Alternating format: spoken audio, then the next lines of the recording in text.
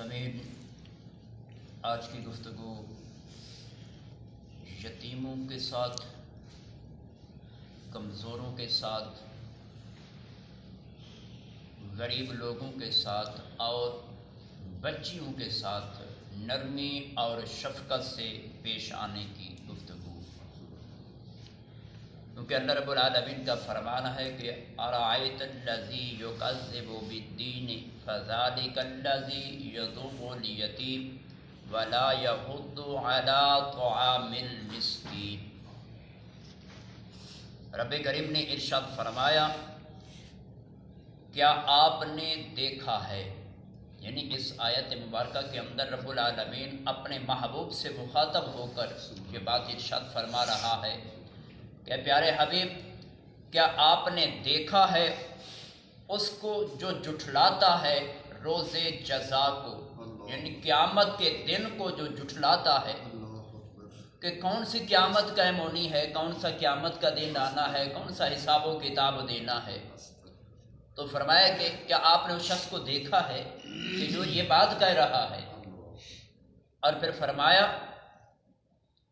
کہ بس یہی وہ بدبخت ہے جو دھکے دے کر نکالتا ہے یتیم کو۔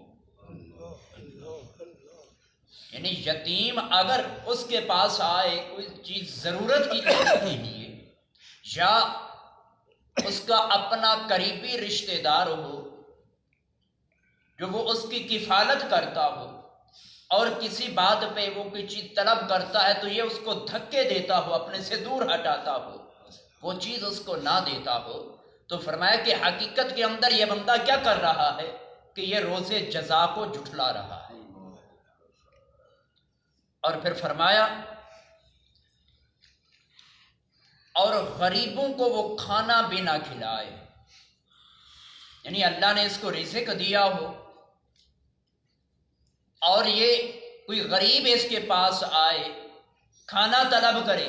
تو فرمایا کہ یہ اس کو کھانا بھی نہ دے، تو حقیقت کے اندر بھی وہ بندہ روز جزا کو جھٹلا رہا ہے۔ تو حدیث مبارکہ ہے، حضرت سیدنا سعد بن ابی وقاص رضی اللہ تعالی عنہ جو عشرہ مبشرہ صحابہ میں سے ہیں، جن کو اللہ کے رسول نے جیتے جاگتے جنت کا ٹکٹ عطا فرمایا، وہ فرماتی ہیں کہ ہم کم و بیش 6 آدمی نبی کریم علیہ الصلوۃ والسلام کی محفل کے اندر آپ کے پاس بیٹھے ہوئے تھے۔ تو فرمایا کہ مشرکین میں سے ایک آدمی آیا، آ کر نبی کریم علیہ الصلوۃ والسلام سے یہ کہتا ہے کہ آپ اپنے میں سے ان غریب لوگوں کو ہٹا دو، ان کو اپنی محفل سے اٹھا کر دور بھیج دو تاکہ ہم آپ سے آ کر بات کر سکیں۔ یعنی کہ انہوں نے صحابہ کرام رضوان اللہ تعالی علیہم اجمعین کو حقیر سمجھا، گھٹیا سمجھا کہ ہم قریش کے سردار ہیں، قریش قبیلے کے ہم امیر لوگ ہیں، تو ہم ان غریبوں کے ساتھ بیٹھ کر آپ سے گفتگو کریے ہماری شان کے لائق نہیں۔ تو جب انہوں نے آ کر نبی کریم علیہ الصلوۃ والسلام سے یہ بات کہی تو ابھی حضرت سیدنا سعد بن ابی وقاص فرماتی ہیں کہ نبی کریم علیہ الصلوۃ والسلام خاموش تھے، آپ نے کوئی جواب نہیں دیا کہ میں نے ان کو اٹھانا ہے یا نہیں اٹھانا، تم نے آنا ہے تو آ جاؤ، نہیں آنا تو نہ صحیح، لیکن نبی کریم علیہ الصلوۃ والسلام نے ابھی کوئی بات نہیں کہی تھی۔ تو حضرت سیدنا سعد بن ابی وقاص فرماتی ہیں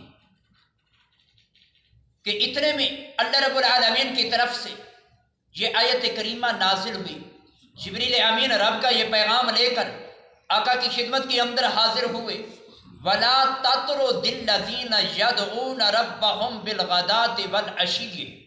يُرِيدُونَ وَجْهَهُ۔ رب العالمین نے ارشاد فرمایا کہ پیارے محبوب، اور نہ دور ہٹاؤ انہیں جو پکارتے ہیں دن میں بھی اور رات میں بھی اپنے پروردگار، سبحان اللہ، اور ان کا یہ پکارنا فقط اللہ کی رضا حاصل کرنے کے لیے ہوتا ہے، دنیا کا دکھاوا بھی نہیں ہوتا، کسی کو کوئی دنیاوی مطلب بھی نہیں ہوتا۔ یہ جو آپ کے بارگاہ کے اندر یہ غریب بیٹھے ہیں، ان کو مشرکین کی وجہ سے آپ نے دور نہیں ہٹانا، کیونکہ یہ صبح بھی اور شام کو بھی میں رب کا ذکر بھی کرتی ہیں اور میری رضا بھی طلب کرتے ہیں۔ یعنی کہ یہ اللہ کا حکم ہے کہ امیر کے لیے تم غریب کو اپنے سے دور کر دو، ایسا نہیں ہے۔ تو جو ایسا کرے گا وہ اللہ کے اس حکم کے خلاف کرے گا، تو جب اللہ کے حکم کے خلاف کرے گا تو پھر وہ گناہگار ہوگا، تو جب وہ گناہگار ہوگا تو پھر وہ سزا کا مستحق بھی ٹھہرے گا۔ تو ایک اور حدیث کے اندر حضرت سہل بن سعد رضی اللہ تعالیٰ عنہ فرماتی ہیں کہ حضور احمد دو عالم صلی اللہ تعالیٰ علیہ وسلم نے ارشاد فرمایا کہ میں اور یتیم کی کفالت کرنے والا، یتیم کی پرورش کرنے والا، یتیم کی حفاظت کرنے والا یا یتیم کے مال کی نگرانی کرنے والا، فرمایا کہ کل قیامت کے جنت کے اندر ایسے داخل ہوں گے کہ فرمایا کہ حضرت سہل بن سعد فرماتی ہیں کہ نبی کریم علیہ السلام نے اپنی شہادت والی انگلی اور درمیان والی انگلی، ان دونوں انگلیوں کا ایسے اشارہ کیا،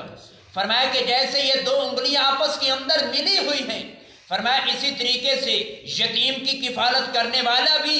اور میں بھی اکٹھے جنت کے اندر جائیں گے۔ لیکن آج پہلے تو ہم یتیم کو اپنے گھر کے اندر رکھنا گوارا ہی نہیں کرتے۔ ہاں ایک صورت کے اندر ہم اس کو برداشت کرتے ہیں، لیکن وہ بھی اس کی ہمدردی کے لیے نہیں، وہ اس واسطے کہ وہ مالدار ہو، اس کے والدین کوئی دولت روپیہ پیسہ جائیداد چھوڑ کر جائیں اور وہ ابھی بچہ ہو تو ہم اس کی دولت کو دیکھ کر، اس کے مال جائیداد کو دیکھ کر اس کو اپنے گھر کے اندر برداشت کرتے ہیں کہ مال اس کا ہے تو چلو کھائیں گے ہم۔ تو اگر ہم یتیم کا مال کھائیں گے تو اس کا بھی ہم نے قیامت کے دن حساب بھی دینا ہے۔ تو ایک اور حدیث کے اندر حضرت سیدنا ابو ہریرہ رضی اللہ تعالیٰ عنہ فرماتی ہیں، فرمایا کہ مسکین وہ نہیں ہے کہ جو ایک کھجور یا دو کھجوروں کے لیے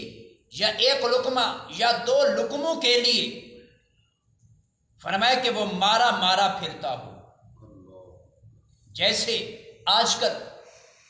گلی محلوں کے اندر بازاروں کے اندر مانگنے والے پھرتے ہیں۔ فرمایا کہ یہ مسکین نہیں ہیں۔ تو صحابہ کرام نے عرض کیا کہ یا رسول اللہ پھر مسکین کون ہے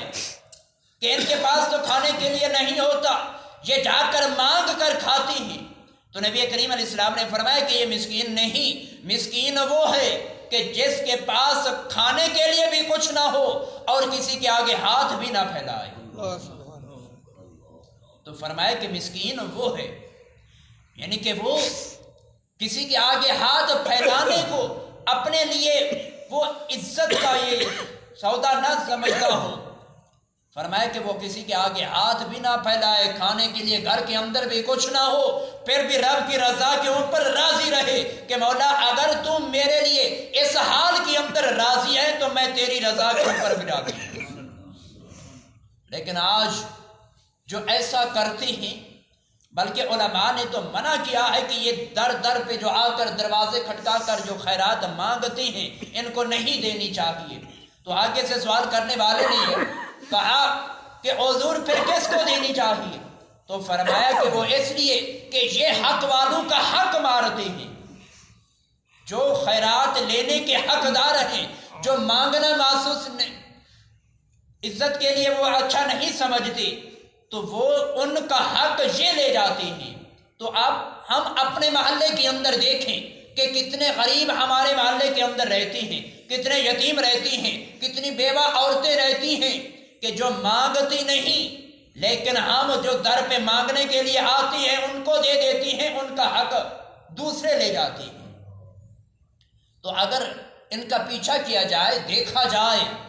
تو جہاں کے یہ رہنے والے ہیں وہاں ان کی بڑی بڑی جائیدادیں ہوتی ہیں، لیکن یہ ایک عادت پڑ جاتی ہے مانگنے کی کہ ہمیں محنت مزدوری نہ کرنی پڑے، مشقت کا کام نہ کرنا پڑے، ایسے ہی ہم چل پھر کر کھانا بھی اچھا مل جائے گا اور ساتھ ساتھ ہماری خدمت بھی ہو جائے گی۔ تو عموماً یہ ہوتا ہے۔ تو آج کے دور کے اندر دیکھو کہ روپیہ 2 روپے کی تو بات نہیں، کم از کم جو بھی دے گا 10 روپے تو دے گا۔ اگر وہ ایک دن کے اندر 200 بندوں سے مانگتے ہیں اور ان 2 میں سے 100 بھی اگر ان کو 10 روپے دیتا ہے تو رات کو وہ 1000 کی دیہڑی لگا کر وہ گھر جاتے ہیں۔ تو کھانے کی چیزیں الگ وہ ساتھ لے جاتے ہیں، لیکن ادھر ہمارے محلے کا جو غریب ہوتا ہے وہ ہماری راہیں تکتا رہ جاتا ہے کہ کوئی ہمارا ہمسایہ، کوئی ہمارا مالدار سرمایہ دار ہمارے گاؤں کے اندر رہنے والا وہ ہماری خدمت کرے گا، لیکن ہم ایسا نہیں کرتے۔ وہ بھی اس لیے کہ وہ مانگنے تو آیا نہیں، تو زمین اگر وہ مانگنے نہیں آیا لیکن اللہ نے تو ہمیں دینے کی طاقت دی ہے، چلنے کی بھی طاقت دی ہے، تو چل کر اس کے گھر تک اس کا حصہ پہنچا کر آئیں۔ تو ہم یہ جتنے قدم چل کر جائیں گے، جتنے قدم واپس آئیں گے، اللہ رب العالمین اتنا ہی ہمیں اجر بھی عطا فرمائے گا اور ثواب بھی عطا فرمائے گا۔ تو رب ذوالجلال کی پاک بارگاہ کے اندر دعا کہ خالق کائنات ہمیں ان مسائل پر عمل کی توفیق عطا فرمائے۔ آمین۔ وآخر دعوانا الحمدللہ رب العالمین۔